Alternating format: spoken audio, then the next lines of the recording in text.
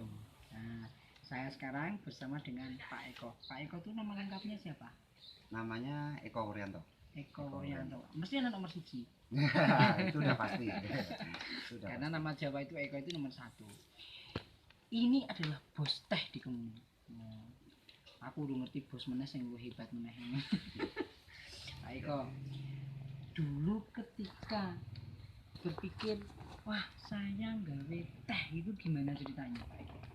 Awal saya punya rencana usaha teh itu berawal dari kebanyakan para wisatawan yang datang ke Kemuning. Selalu menanyakan, mana oleh-oleh Kemuning? Jenenge teh Kemuning kok teh ndi? Ini banyak yang warga wisatawan yang datang ke kebun teh melihat pesona teh yang seperti ini, tapi dia nggak ada yang dibawa pulang hasil dari teh yang dilihat di situ. Nah dari situlah saya, wah ini ada peluang untuk menjadikan suatu usaha. Akhirnya dari situlah saya mulai pelan-pelan sedikit membuat alat sendiri. Terus saya juga bekerja sama dengan para petani. Ternyata ada petani yang menanam teh, terus ayo monggo silakan yang tehnya daripada hanya sekedar untuk diminum sendiri. Saya awalnya itu pada diminum sendiri aja? Biasanya hanya untuk dikonsumsi sendiri seperti itu. Akhirnya saya berinisiatif itu tadi. Saya kumpulkan para petani, alangkah lebih baiknya tanaman tehnya diperbanyak dan dibudidayakan. Setelah itu hasilnya saya beli untuk saya produksi. Nah dari situ. Pak Eko itu dulu sebelumnya usahanya apa sebelum teh? Sebelum teh saya bekerja di suatu perusahaan. Oh, bekerja. Saya sebagai karyawan perusahaan.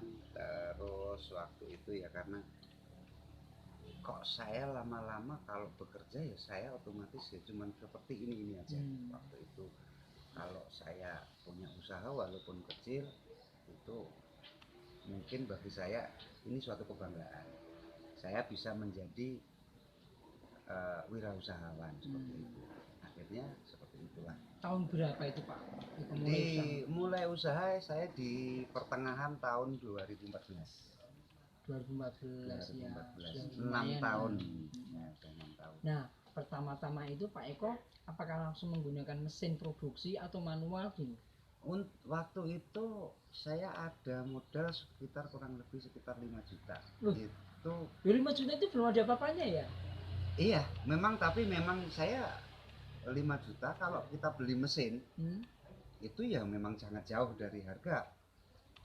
Karena saya punya basic di teknis, saya coba bikin sendiri alatnya. Saya bikin sendiri alatnya dengan modal 5 juta, itu saya bisa bikin alat dengan nilai di bawah 5 juta. 5 juta itu sekalian saya bikin alat dan modal bahan bakunya. Jadi dari situ 5 juta itu udah cukup modal bahan baku kurang lebih sekitar 50 kg bahan bakunya dan alatnya itu. Akhirnya berkembang seperti itu. Pada waktu itu bikin teh pertama, kemasannya bagaimana? Kalau waktu itu kemasannya karena kita juga masih baru pertama, jadi kemasannya hanya sekedar pakai ya sangat sederhana, sangat sederhana. Jadi hanya kemasan plastik biasa. Kita untuk kemasan label ini pun juga kita baru printer menggunakan print itu aja. Jadi ya sangat sederhana dan mungkin waktu itu ya ini bisa layak menjual nggak ya? Saya juga gitu. Karena juga dari kemasannya yang mungkin kurang menarik dan sebagainya. Tapi itu tadi dalam perjalanan saya 50 kg itu habis dalam waktu 4 bulan. Itu maksudnya 4 bulan itu lama atau sebentar? Itu sangat lama. Oh, sangat lama karena keuntungan itu hanya sekitar 300.000. Kalau dihitung-hitung 300.000 dalam jangka waktu 4 bulan. Itu ya mungkin waktu itu juga ya, ini usaha apa sih kok cuman segini, ngapain kamu harus capek-capek dengan usaha seperti ini kalau hanya untuk mendapatkan senilai 400.000, 300 sampai 400.000 selama 4 bulan. Tapi kita tetap yakin bahwa apa yang saya kerjakan itu saya punya pendirian bahwa kalau kita jalani dengan hati dan kita benar-benar mengerjakan ini, itu memang sudah didasari rasa suka, rasa senang, ya udah akhirnya tetap jalan seperti ini.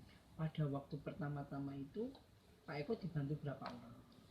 Waktu itu kita sendiri, saya sendiri, jadi semuanya kita kerjakan sendiri, dan itu tadi mulai dari proses pembuatan mesinnya, alatnya, itu semuanya kita kerjakan sendiri ya, karena kalau kita mempekerjakan dong sedang keuntungan aja belum tentu kita dapat. Waktu itu sempat banyak warga, banyak teman yang mencibir, nah, cuma untuk usaha kayak gini ngapain, pergi aja lah cari pekerjaan yang lain dengan nilai segitu, itu nanti dapat 5 hari aja kamu udah dapat segitu.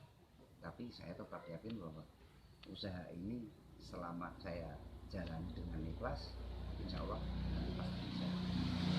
Perjalanan sekian tahun ini Pak Eko, kemudian sekarang sudah bisa, kalau sekarang omsetnya itu sampai berapa Pak Eko? Untuk omset selama sebelum masa pandemi itu bisa nyampe 60 sampai 70 Juta.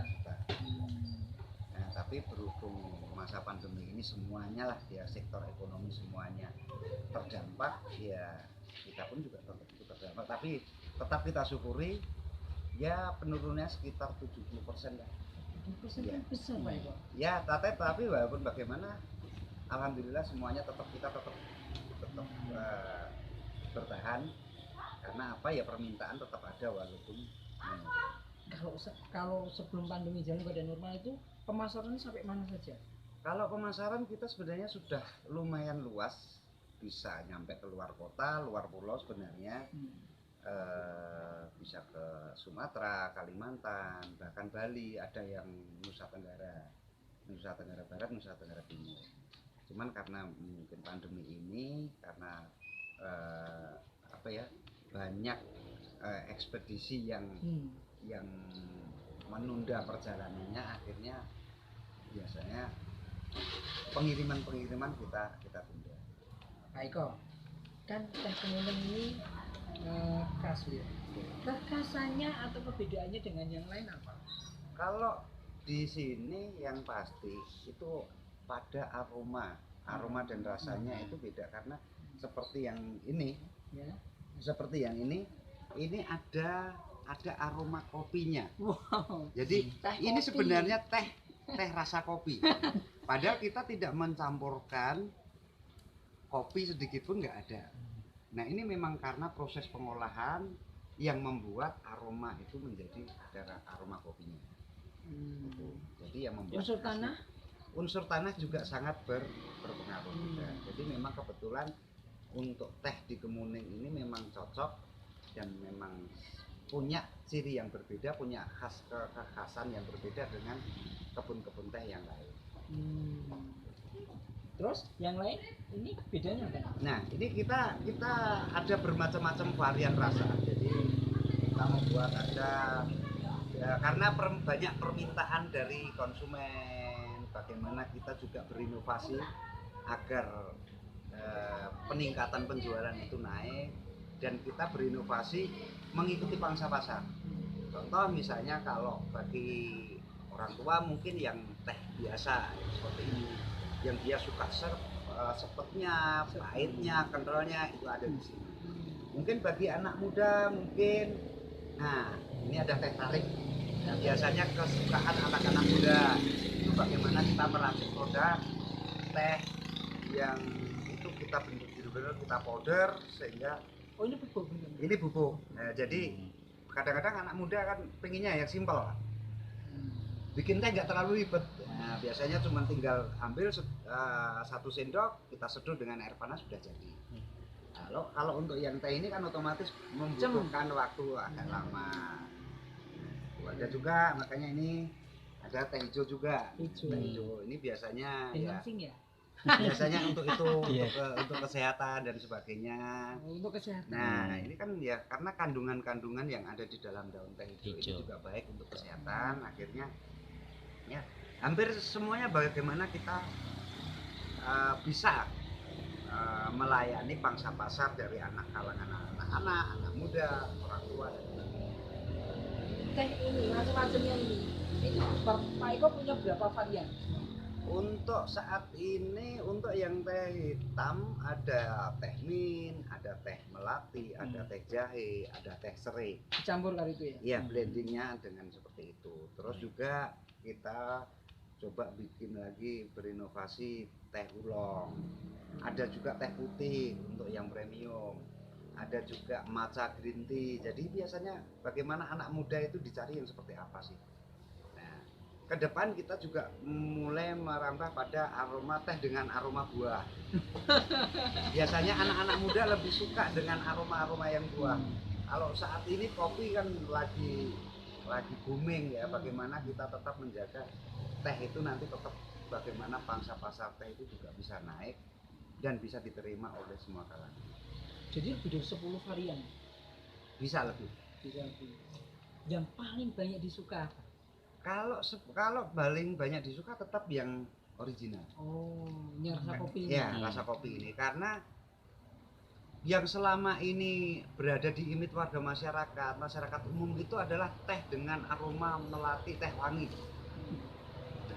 Sedangkan para masyarakat nggak bisa merasakan aroma teh yang sebenarnya. Kan rata-rata dibuat di melatinya, wanginya seperti itu. Nah, karena nggak bisa merasakan teh yang sebenarnya, akhirnya dengan pernah mencoba teh Gambyong ini yang original, akhirnya dia merasakan oh ini ya teh yang sebenarnya, rasa teh yang sebenarnya di sini. Karena benar-benar kita tidak ada tambahan bahkan misalnya pengental atau juga yang membuat rasa sepet dan lain-lain. Jadi kalau yang ini apa teh apa ini? Kalau yang ini adalah yang original. Original, saya coba ya. Ya monggo. Sekali-sekali Pak Eko saya buatin. Iya. Belum pernah tuh ada tamu nuangin gitu kan. Monggo. Nah, saya coba.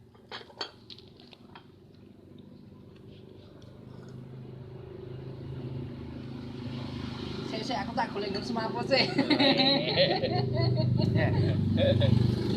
Mantap.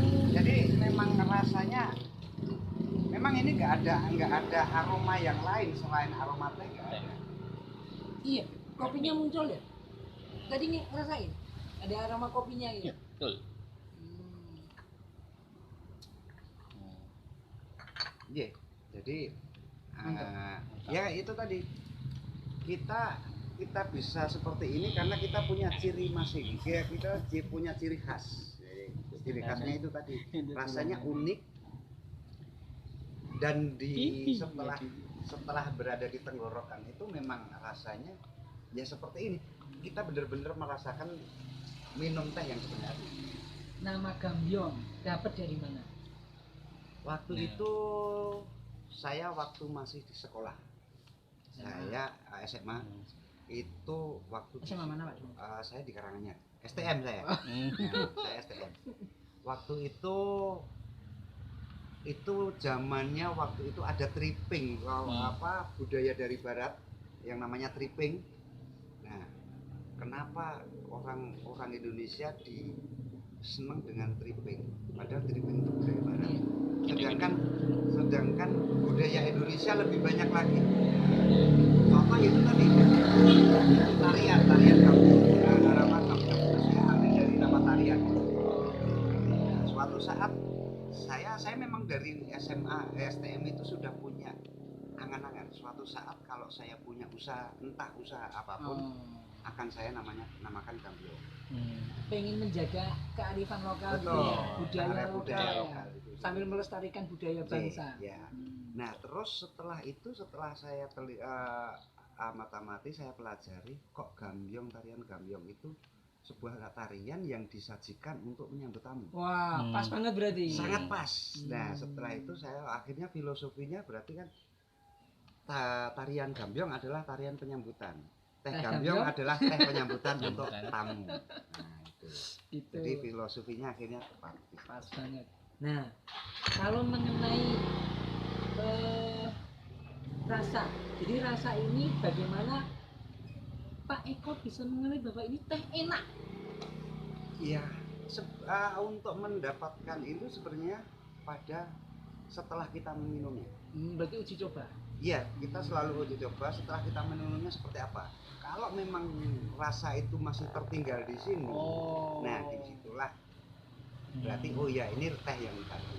Biasanya kan setelah kita minum kok nggak ada rasanya sama sekali, hambar. Setelah minum nggak ada sensasinya, berarti ya wes, tehnya hilang. Jadi nek saya keling karo mantan berarti Nah, itu. Pak Eko. Iya, betul. Pak Eko ini kan saya lihat dari tahun ke tahun itu kan tetap langsing. Apa ya karena minum teh?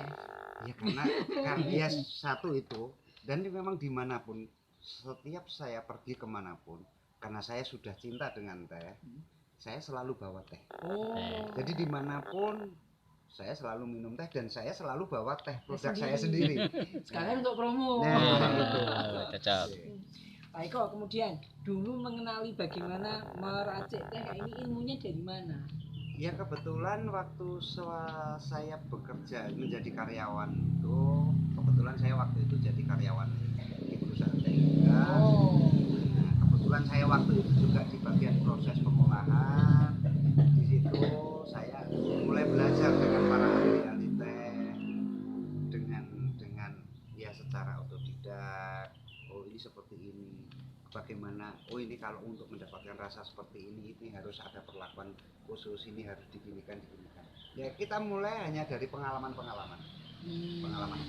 dan kebetulan kemarin 2 tahun yang lalu itu ada seorang ahli teh dari Cina yang pengen merasakan teh Gambyong. Setelah itu akhirnya kita sedikit belajar. Loh, gimana? Maksudnya gimana? Diulangi Pak. Ada orang Cina datang Ya, ke sini, pengen merasakan teh karena beliau itu tahu, kenapa tahu dari mana saya juga nggak tahu. Ada teh yang unik katanya. Jadi katanya ada teh yang unik di Kemuning, teh Gambyong. Beliau datang ke sini. Setelah datang ke sini, oh iya unik, bener-bener unik. Tapi ini loh Mas, saya punya ada sesuatu, bagaimana cara proses pengolahan ini dari teh ini. Akhirnya kita sedikit belajar ke situ. Oh, jadi dia itu nemukan ke sini, menikmati, habis itu justru ngasih ilmunya. Masih ilmu juga. Jadi untuk menambahkan varian tadi, bagaimana kita berinovasi agar teh yang unik ini bisa berkelanjutan. Pak, sekarang pencintanya banyak kira-kira di segmen usia berapa? Untuk saat ini di segmen usia 40-an ya kalau yang ini ya. Untuk yang teh hitam rasa kopi itu di kisaran 35 sampai 50, bahkan 60 tahun. Dan ya biasanya simbah-simbah itu lebih sukanya yang kayak gini karena sudah terbiasa dengan wedang ginastelnya, lagi panas dan kental. Nah ini, dan ini memang sangat cocok. Nah kalau yang teh tarik ini ya di kisaran 20 tahunan sampai 30 tahunan. Jadi memang macam-macam. Ini kan serbuk. Ya. Ini prosesnya bagaimana? Berbeda tentunya dengan ini Pak Eko. Berbeda. Jadi kalau yang sudah jadi seperti ini, ada dari proses pengolahan itu terjadi penghancuran teh secara alami karena lamanya processing akhirnya menjadi bubuk.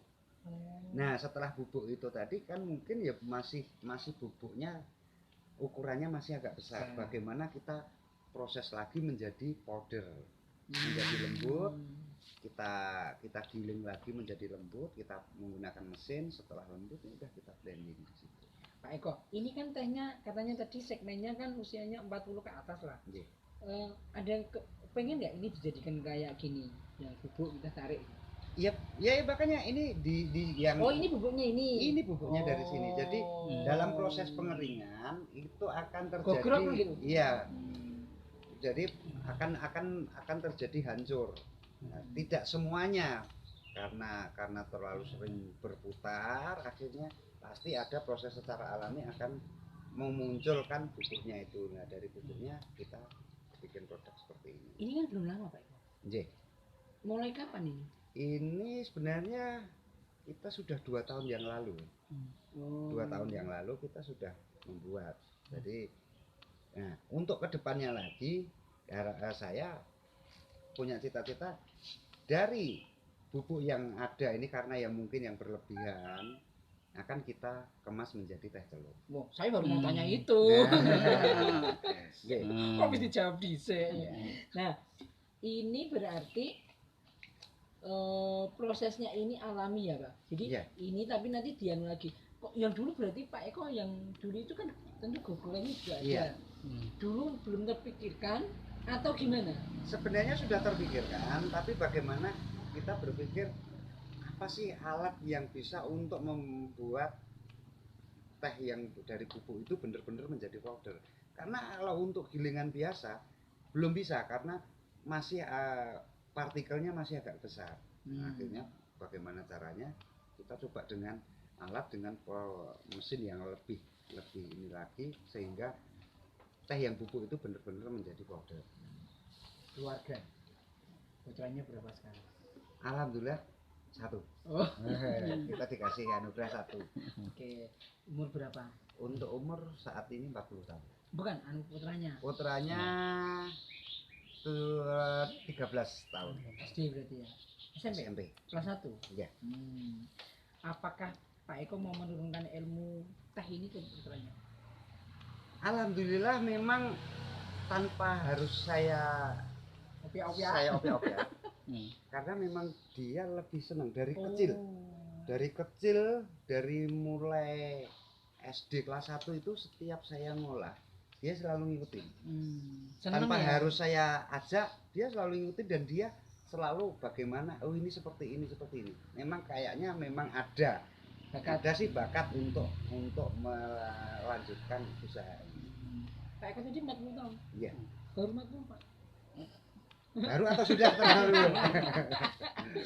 Lah gitu Ya, kita jelas deh. Nah, tadi kan Pak Eko bilang bahwa teh ini kan juga diambil dari masyarakat sini. Oke. Tentunya ini juga menumbuhkan perekonomian baru ya Pak Eko. Betul. Respon masyarakat ini gimana? Ya alhamdulillah dengan adanya usaha yang saya kerjakan ini bisa menambah atau meningkatkan ekonomi warga masyarakat. Yang jelas masyarakat bisa ikut andil dalam artian menjual produk-produk saya, apalagi di Kemuning ini sangat berpotensi potensi dengan sumber daya alamnya menjadi tempat-tempat wisata yang awalnya dulu dia hanya ibu-ibu hanya di rumah tanpa ada kegiatan, beliau bisa mengambil barang dari produk dari Gambyong untuk dijual di tempat-tempat wisata. Akhirnya puluhan bahkan ratusan para pedagang yang ada di lingkungan kawasan wisata Kemuning ini yang mengambil barang dari Gambyong. Akhirnya paling tidak 100 pedagang yang bisa menghidupi keluarganya. Oh, keren. Keren, itu luar biasa. Nah, tidak banyak orang yang kayak gitu itu. Mengenai ini. Nah, ini mimpi dulu ya, Pak ya. Ya, mimpi. Gimana sampai kemudian ada ornamen gamelan ini gimana, Pak Eko? Ya awalnya memang dari awal kita pengen sih, karena saya cinta pada budaya. Saya cinta pada budaya, dan bahkan mungkin di kalangan seumuran saya dan sebagainya. Ini saya pengen suatu saat saya pengen bikin sebuah sanggar. Ya walaupun hanya sederhana, mudah-mudahan ini bisa tercapai. Kebetulan ada lahan sedikit, akhirnya kita bikin ini, akhirnya kita bikin nama, udah namanya apa, Sanggar Gambyong sekalian. Di situ makanya kebetulan ini ada gamelan, seperangkat gamelan ini memang ada gamelan yang tidak terurus. Akhirnya dari siapa ini dulu Pak Eko? Dari warga di sekitar sini, tapi berhubung beliau sudah tidak bisa mengurusi dan sudah tidak ada yang melanjutkan untuk berlatih, akhirnya kita pinjam, dibawa ke sini, dan alhamdulillah kita bisa mengajak anak-anak muda untuk berlatih di sini. Pak Eko ini selain punya usaha teh, kan juga punya kegiatan yang sangat banyak, pasar badol dan sebagainya. Apa yang dimiliki? Mau jadi bupati gitu atau gimana? Kalau saya memang dari bisa dikenal lagi satu. Kedua, bagaimana masih ada sumber daya alam yang belum sempat tersentuh. Apa itu? Ya paling tidak wilayah-wilayah yang ada di Kemuning ini yang belum sempat tersentuh oleh tangan-tangan seni. Satu, kedua mungkin oleh para wisatawan, dan bahkan yang sedikit bocoran aja. Hah? Kita tak tunggu tuh. akan ada ubudnya Kemuning. Wih, ditunggu. Nah, ditunggu aja, lokasinya mana masih rahasia. Oh, dan kapan juga masih rahasia? Untuk pengungkapannya mudah-mudahan dalam waktu dekat. Saya kan ini.